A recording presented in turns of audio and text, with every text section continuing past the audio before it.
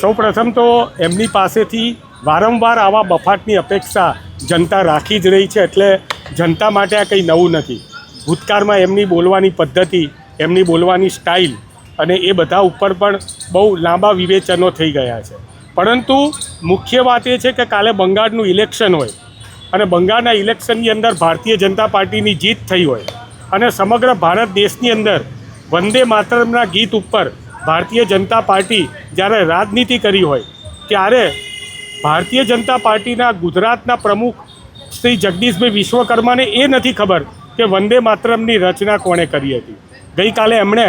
પોતે માનનીય ભૂપેન્દ્રભાઈ સાથે બેસીને પત્રકાર વાર્તામાં કહ્યું કે રવિન્દ્રનાથ ટાગોરે એ વંદે માતરમ ગીતની રચના કરી હતી. મને લાગે છે આ વંદે માતરમનું અપમાન છે અને આ સમગ્ર ભારત દેશના આઝાદીના લડવૈયાઓનું અપમાન છે. બંકિમચંદ્ર ચટ્ટોપાધ્યાય એટલે બંકિમચંદ્ર ચેટર્જીએ 1870ની અંદર આ વંદે માતરમ ગીતની રચના કરી હતી અને 1882ની અંદર